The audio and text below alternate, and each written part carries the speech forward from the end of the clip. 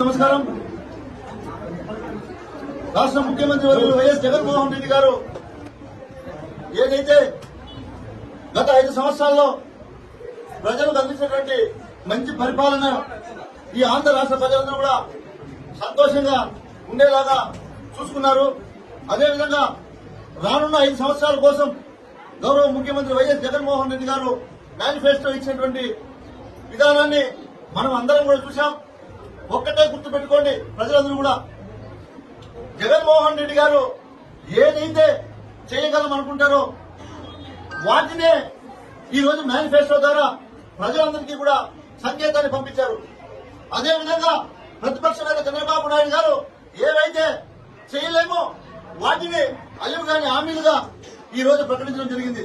ప్రజలందరూ కూడా గమనించండి. గతంలో కూడా చంద్రబాబు నాయుడు గారు ఈ కూటమి ద్వారా ఒక మేనిఫెస్టోని అంటే వాళ్ళ కూటమిలో 600 హామీలు ఇవ్వడం జరిగింది. గతంలో ఏదైనా ఒక్కటైనా నెరవేర్చారా? ప్రజలారా మీరు అందరూ గమనించండి. చంద్రబాబు నాయుడు కేవలం అధికారం కోసం ఈ రోజు అల్లివి కాని హామీలను ఎన్నికల ప్రచారంలోకి తీసుకొచ్చారు. ఇవేమీ కూడా నెరవేర్చరు. కేవలం ఆయన అధికారం కోసం ఇలాంటివన్నీ కూడా ప్రజలను మోసం చేయడానికి ప్రకటించారు. మీరు గుర్తుపెట్టుకోండి, 2014 నుంచి 2019 వరకు ప్రజలు పడినటువంటి కష్టాలు మీకు గుర్తున్నాయి కదా. ఖచ్చితంగా చంద్రబాబు నాయుడు గారి మాటలు నమ్మి ఓటేస్తే మళ్ళీ మనకు అదే పరిస్థితి వస్తుంది. ప్రజలందరూ కూడా ఇబ్బంది పడాల్సి వస్తుందని కూడా మరి ముఖ్యంగా తెలియజేస్తా ఉన్నా. జగన్మోహన్ రెడ్డి గారు 2019 ఎన్నికల భాగంలో ఏదైతే మన మేనిఫెస్టోని ఒక బైబిల్ గా, అదేవిధంగా ఒక ఖురాన్ గా, ఒక భగవద్గీతగా ఆ రోజు ఆయన ప్రమాణం చేసి ప్రకటించారు. ఏదైతే హామీలు ఇచ్చారో వాటన్నింటినీ కూడా పూర్తి చేసినటువంటి ఘనత జగన్మోహన్ రెడ్డి గారిది. కాబట్టి ఈ రోజు మళ్ళీ మేనిఫెస్టోని, మెరుగైనటువంటి మేనిఫెస్టోని ఏదైతే పథకాలు ఇస్తున్నామో వాటన్నింటినీ కూడా కొనసాగిస్తాం, ఏదైతే ప్రాజెక్టులు చేస్తున్నామో వాటన్నింటినీ కూడా ఇన్నో తేదీకి పూర్తి చేస్తాం అని చెప్పినటువంటి మాట ఒకటే ఒకటి. అందరూ కూడా ఇంకా ఏదో చెప్తారని ఆశించారు. జగన్మోహన్ రెడ్డి గారు ఒకటే చెప్తున్నారు, మనం ఏమి చేయగలమో ప్రజలకు ఈ రోజు మాట ఇచ్చాము అంటే అది నెరవేర్చాలి, నెరవేర్చి తీరాలి. అంతేగాని చంద్రబాబు నాయుడు లాగా మనం అబద్దం చెప్తే చంద్రబాబుకు నాకు తేడా ఏముంటుంది అనే ఆలోచనతో జరిగేవన్నీ కూడా నేను చేయగలను. ఇలా అబద్దాలు నేను చెప్పను.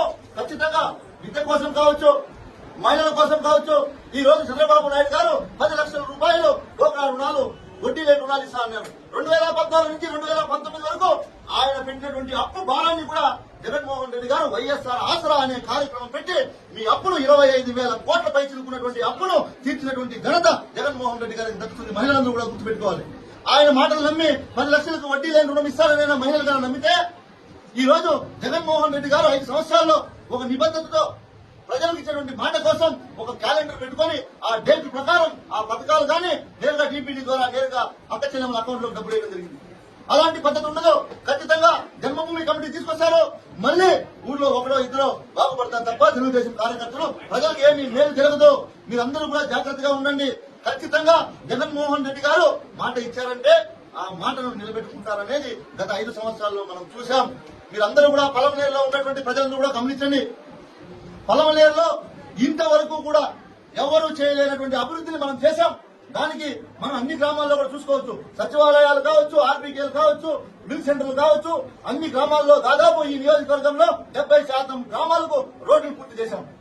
అదేవిధంగా బైరెడ్డిపల్లిలో హాస్పిటల్ నిర్మించాం, పీకోటలో హాస్పిటల్ నిర్మించాం, పూర్తి వసతులతో నిర్మించాం.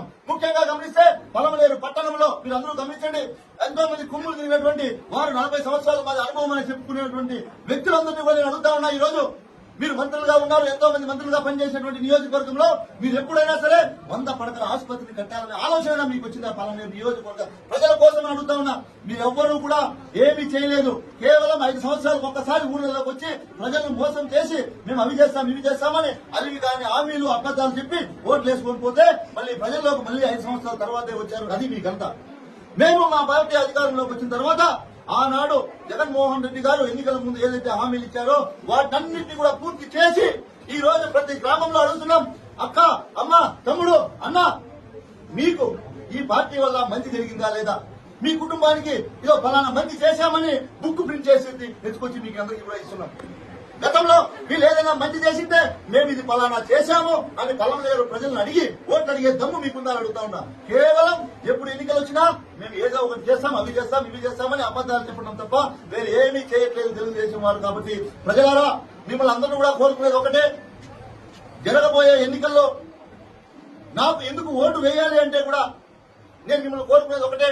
గతంలో ఎంతో మంది శాసనసభ్యులు మీరు చూశారు.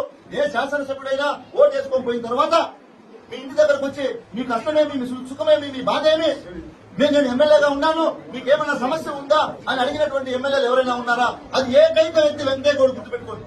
పలమనేరు ప్రజలందరూ కూడా గుర్తుపెట్టుకోవాల్సింది ఒకటే, నేను శాసనసభ్యుడు అయిన తర్వాత ప్రతి గడపకు 2 సార్లు వచ్చా, ప్రతి గ్రామానికి వచ్చా, ఎవరు ఏ సమస్య చెప్పినా ఆ సమస్యను పరిష్కరించాం. కాబట్టి ప్రజలందరూ కూడా నన్ను ఆశీర్వదించి నాకు ఓటు వేయాల్సిందిగా మిమ్మల్ని అందరినీ కూడా కోరుకుంటా ఉన్నా.